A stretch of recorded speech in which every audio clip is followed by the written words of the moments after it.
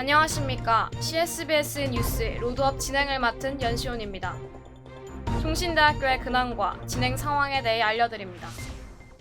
첫 번째 소식입니다. 최근 5월 11일 오후 1시에 진행된 2차 재단 이사회에서 김기철 목사의 총신대 재단 이사장 선출에 대해 알렸습니다.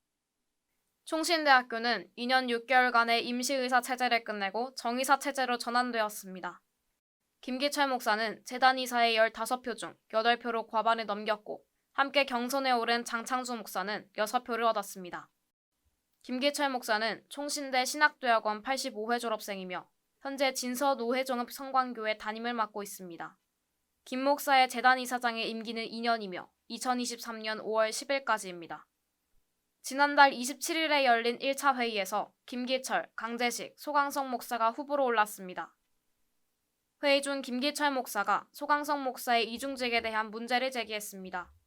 교단법상 총회장직과 이사장직을 겸직할 수 없다는 것을 강조하며 현 총회장 소강성 목사의 이사장 자격을 물었습니다.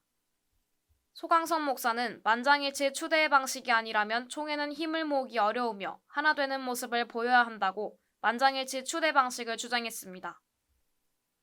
선출 방식으로 인한 이견이 좁혀지지 않자 강재식 목사는 더 이상의 회의 진행이 어렵다고 판단하였고 정회하였습니다.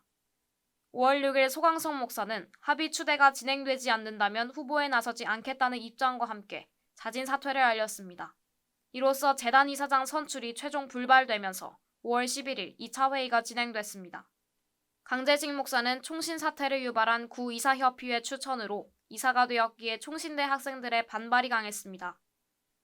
이에 대해 강 목사는 구재단 이사들이 나를 추천했기에 반대한다고 하지만 실제로는 내가 학교 개혁을 할까봐 두려워하는 것이라고 생각을 밝혔습니다. 총신대 신대원 원우회는 총신을 먹칠한 횡령 이사회에서 추천한 재단 이사는 즉각 사퇴하라는 성명서를 배부하며 강재식 목사의 사퇴를 촉구했습니다.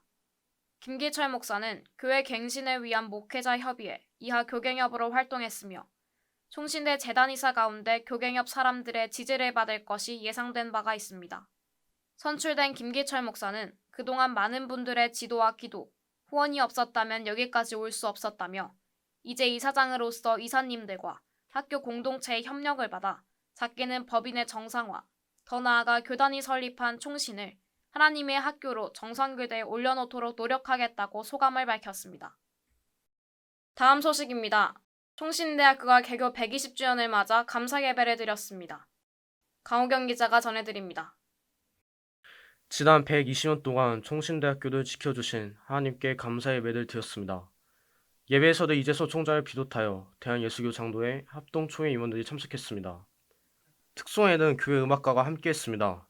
설교를 저하신 예자 합동총회 총회장이신 소광성 목사가 사랑은 기적, 사악할 기적이라는 설교 제목으로 말씀을 전했습니다.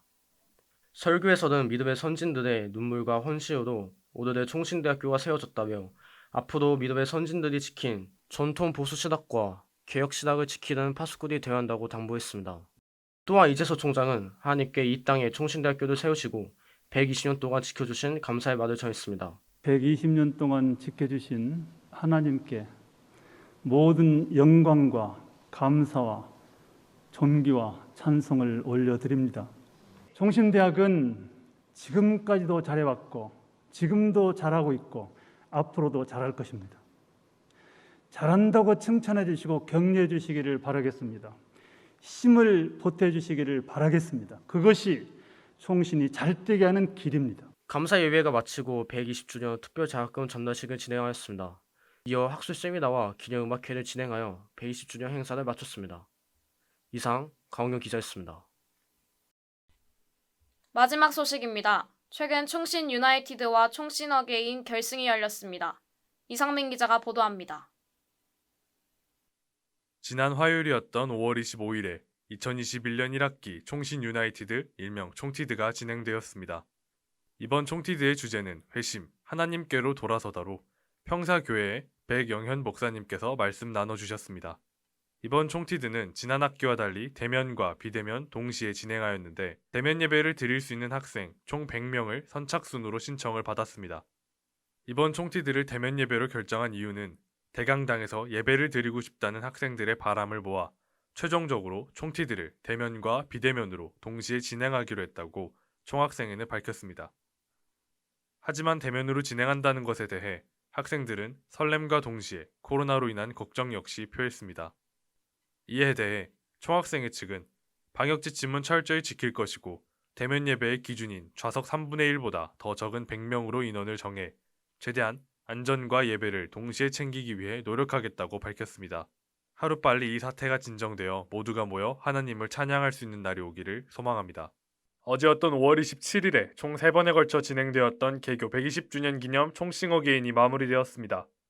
어제 진행된 총싱 어게인은 참가자 6명의 결선 무대로서 약 한 달간 진행된 총싱 어게인의 화려한 마지막을 장식했습니다. 이번 개교 120주년을 맞이해 진행된 총싱 어게인은 대상에게 무려 200만 원의 상금을 수상한다고 알려져 이목을 끌었습니다. 각 상의 수상자는 심사위원들의 점수와 결선 당일에 네이버 설문조사를 통한 시청자 투표 점수를 합쳐 결정되었습니다. 최종 결정된 수상자는 동상에는 민만기, 백송이, 이반성님이, 은상에는 조반성님, 금상에는 김경빈님, 대망의 대상에는 장은영님이 차지하셨습니다. 이번 총싱 어게인의 심사위원으로 참석하신 한부영 심사위원님과 대상을 수상하신 장은영님의 소감을 들어보겠습니다. 네, 오늘 통신 어게인 너무 아쉬운 그 마지막 시간이었는데요. 저도 이 젊은 그 열정을 가진 믿음의 청년들과 함께하는 시간, 그리고 정말 찬양하는 그 자체가 은혜다라는 걸 많이 깨닫는 시간이었거든요. 앞으로도 힘들지만 끝까지 주님 찬양하며 주께 영광 돌려드리는 모든 통신 학생들 되기를 응원하겠습니다. 감사합니다. 대상을 받을 줄 몰랐는데 이렇게 응원해 주시고 또 함께 해주신 분들 참 감사하고 모든 영광 하나님께 돌리고 싶습니다. 지금까지 이상민 기자였습니다. 총신대학교는 그간 많은 사건 사고들이 있었지만 정의사회가 다시 세워지면서 우리는 정상적인 활보를 기대하고 있습니다. 모든 학우들 또한 총신 유나이티드와 감사 예배 그리고 총싱 어게인을 통해 한마음으로 총신을 응원하고 있습니다. 모든 상황을 딛고 앞으로 나아가는 총신대학교가 되길 바랍니다. 이상 CSBS 뉴스 로드업이었습니다. 고맙습니다.